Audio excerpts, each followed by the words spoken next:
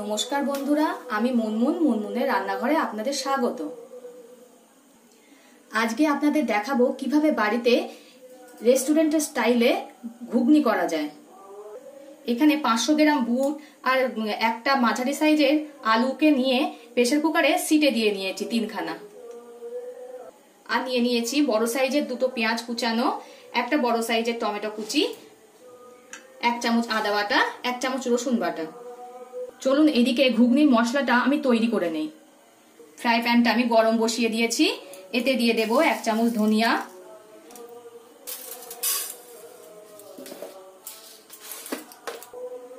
1 চামচ জিরে, এগুলো সব কাঁচা।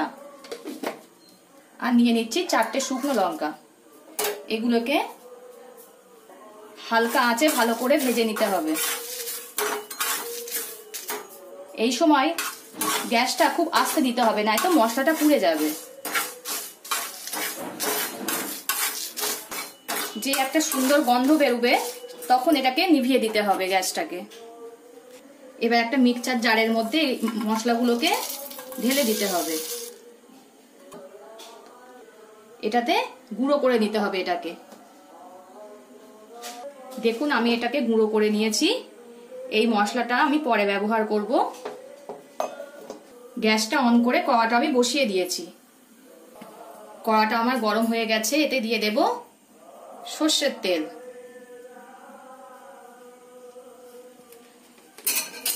তেল আমার গরম হয়ে গেছে।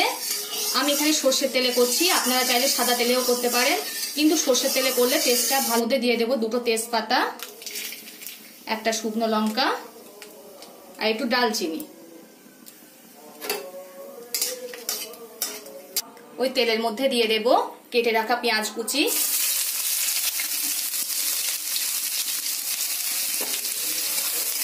পেঁয়াজটা একটু লাল লাল করে ভেজে নিতে হবে।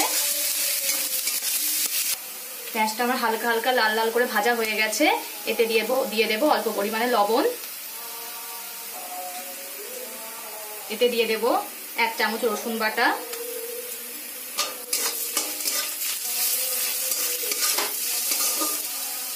রসুনের কাঁচা গন্ধটা চলে গেলে এতে দিয়ে দিতে হবে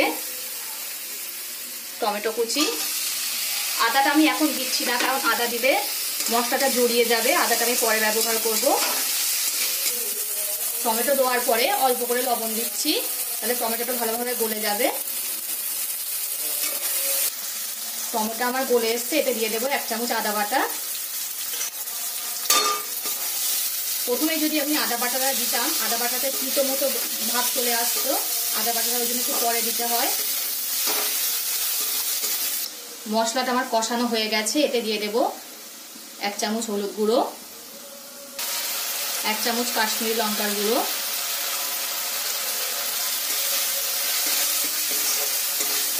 দেখুন সুন্দর কষে এসছে, কালারটাও কত সুন্দর এসছে। এতে দিয়ে দেব অল্প করে জল, যাতে মশলাটা পুড়ে না যায়। এতে দিয়ে দেব যে মশলাটা করে রেখেছিলাম তার থেকে 1 চামচ এখন দিয়ে দেবো, আর বাকিটা পরে লাস্টে ব্যবহার করব। মশলাটা আমার কষানো হয়ে গেছে, এতে দিয়ে দেব সিদ্ধ করে রাখা বুটটা।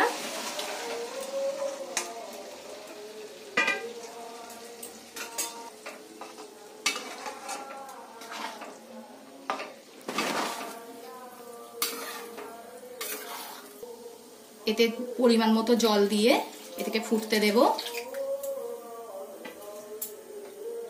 এটা অল্প করে 2বার লবণ দিয়েছিলাম, এবার এতে দিয়ে দিলাম স্বাদ মতো লবণ। আপনারা আপনাদের স্বাদ মতো দিয়ে নেবেন। ঘুগনিটা আমার ফুটছে, এতে দিয়ে দেব ছোট চামচের 1 চামচ চিনি। দেখুন আমার ঘুগনিটা কত সুন্দর ফুটছে। এই সময় আপনারা একটু লবণটা চেক করে নেবেন। আমার প্রায় হয়ে এসছে।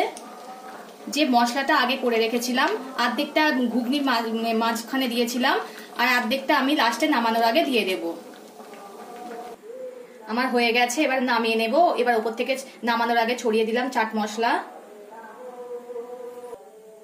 আমার ঘুগনিটা তৈরি হয়ে গিয়েছে, এবার আমি এটাকে নামিয়ে নিয়েছি।